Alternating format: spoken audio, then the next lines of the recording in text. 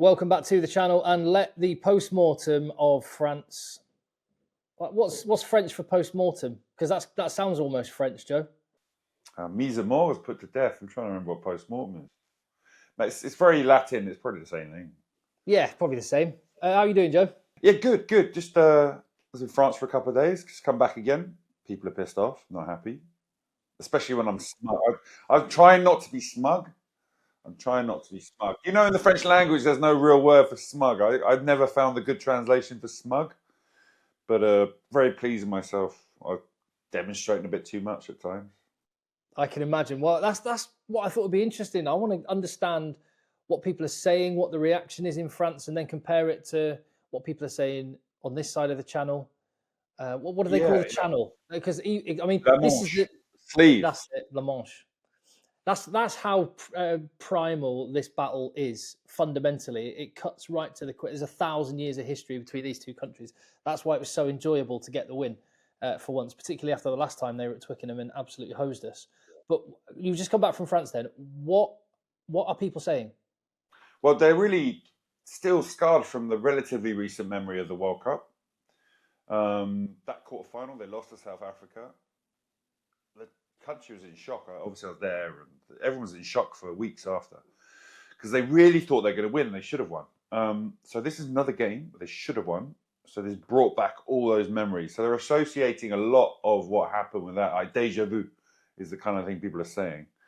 High balls, mucking up out the back. Obviously, Ramos at the end, giving a penalty away he probably didn't need to do. A few other errors coming from high balls.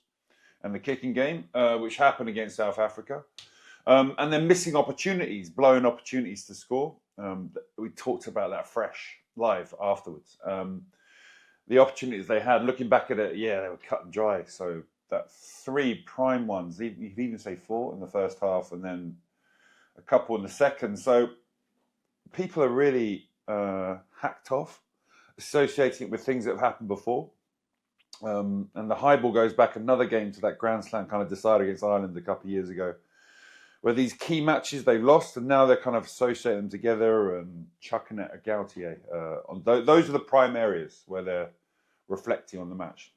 It's interesting, actually, because one of the comments on the video we did from Twickenham following the game said, and this is a French fan, it reminded me of the quarter-final against South Africa. We should have been clear at half-time, and we get stuck in a battle in the second half and lose in the end.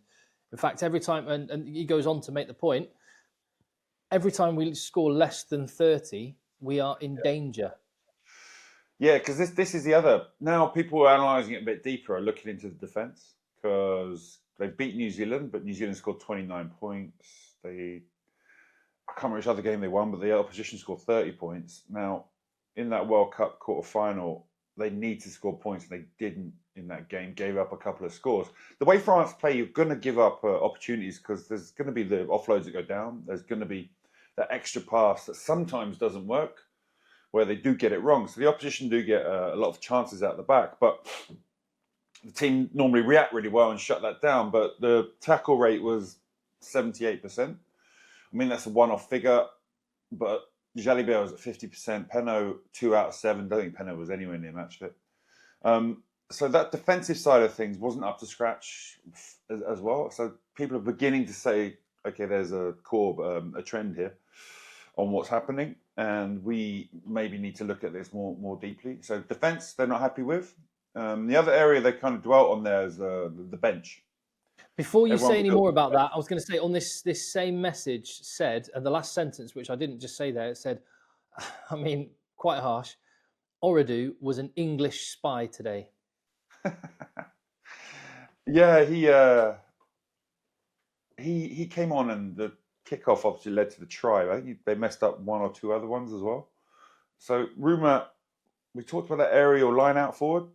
That same guy is normally very good at receiving kickoffs, which is a very important part of the match. Because if you get it wrong, bang, you're in 22 under pressure. And we saw what can happen when Tommy Freeman scored his try after a great I would just say to flip that around. Yes, you are right, but it's clearly something England target, because they managed to get some change there against Ireland on restarts. England are obviously massively focused on the restarts, which is one of the reasons why I say we shouldn't say France butchered 4 tries, because had they scored one of them, England would have had a restart and been able to get some territory, and the game would have ebbed and flowed. But nonetheless, France didn't take care of business there. Whoever was on the field, Roumain or Oradou. No, I mean, I'm a kick-off Norse because it makes such a difference to the team. It's a huge moment. People just don't put enough emphasis on it. It's a set piece more important than the others, because if you get it wrong, then you are in the crap. But if you're good at it, you get out of the crap, and you also, if you're good at it, you pressure their kickoffs, and you get loads of opportunities. People, when you analyse rugby, a shocking number of opportunities you concede or you get are from kickoff. So it's a huge part of the game. When Oradou came on, the one especially where they scored after, I think he just completely misread where it was going to land, went up in the wrong place. Freeman got it, and then that was where the crossfield kick to Freeman, that try, wasn't it? Yeah. Yeah. It was an interesting period. So, yeah, people are emphasising the bench. Also, Jalibert coming off, Dupont going to 10, and Le Garrec. People weren't over the moon with that, but I'm not really sure. Jalibert was getting targeted. They were conceding yards around him. I can understand that one. So wasn't there one French journalist? Sorry, Joe. Wasn't there one French journalist who wrote a story basically saying too much Dupont? Yeah, but he had a bad game. The way he plays is not. They're not basing stuff on him. It's just when they get fast forward, he can just do mad stuff because he's so fast, so quick, and can understand the game. I don't think you can really change how you play your game unless you go away from that completely, the French style, which is not going to happen. So too much Dupont is not true. It's not right. He just had a bad game, and he's mortal. He's one of us for once. And just on the jumping back to the bench, Georges-Henri Colombe. I don't know if he will or can play another international game of rugby when, again, for all of his upsides, he had his pants pulled down at scrum time. Yeah, and when England shredded French defence, one of the good attacks they did, using some nice system play, some great passing and great selection of who to give the ball to from Finn Smith, it was again around him. He really leaves holes. He doesn't react like the others. So yeah, currently he's not shining light in the on the bench when he comes on. I think obviously Tatathu is somebody who's probably going to take him forward in the future. I'm sure he'll be involved heavily as soon as he's fully fit. This comment here, what's 2729? Another comment from the channel, the video at the weekend.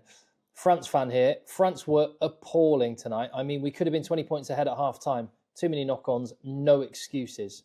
As for England, truly happy for them, even though we gave them the game.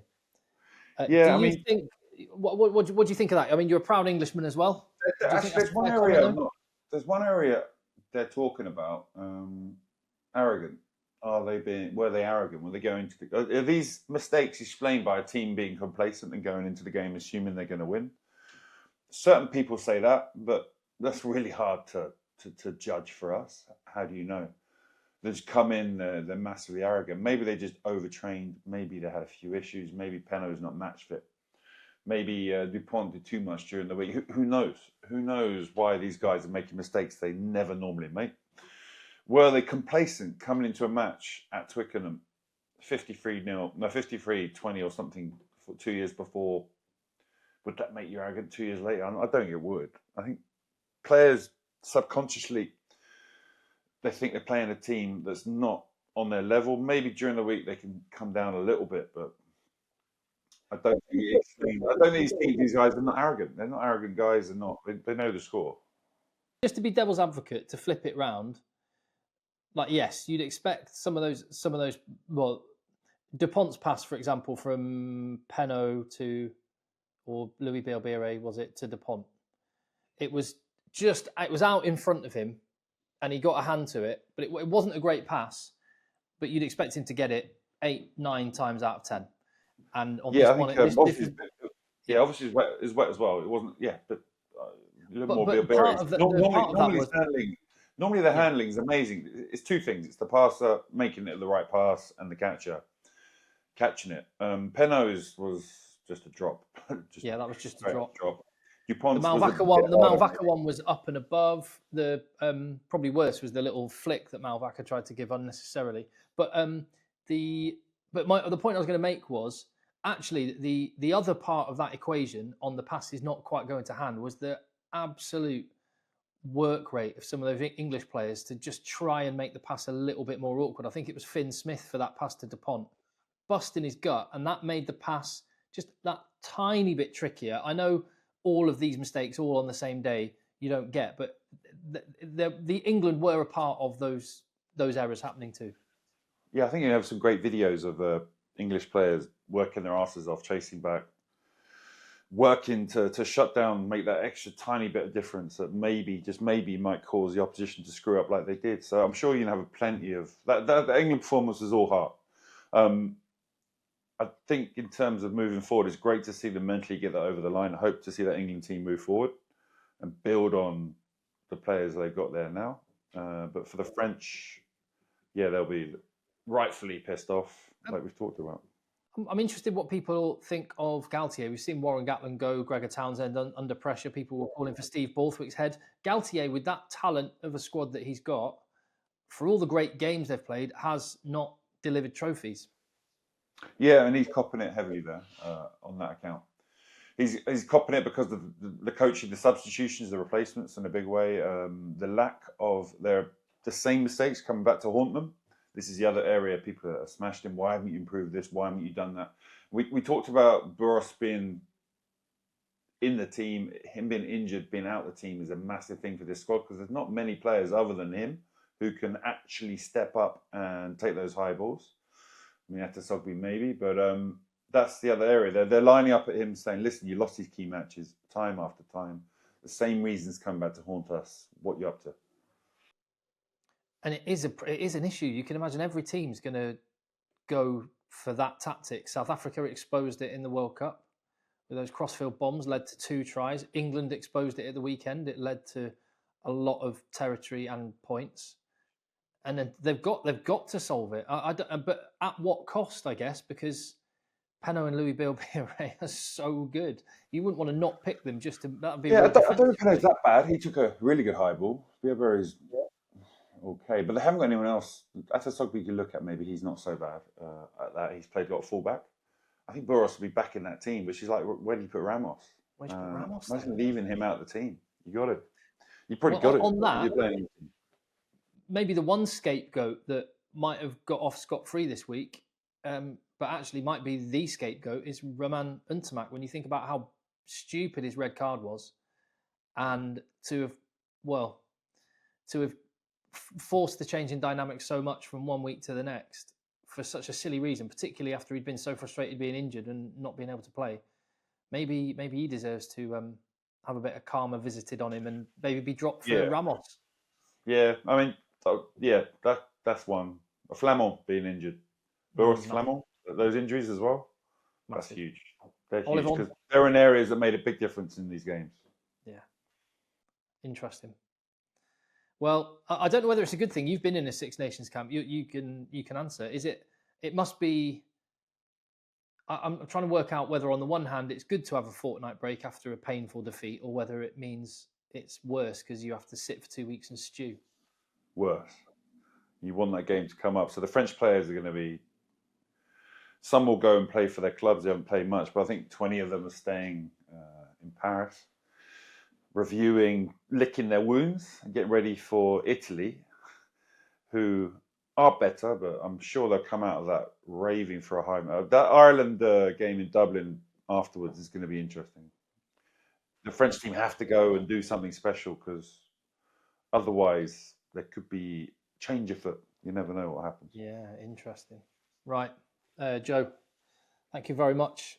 Appreciate that. And as always, leave your comment down below. Drop a little thumbs up on the video. Takes you no time, costs you no money, but helps spread the word about the channel. And subscribe so you don't miss any more videos.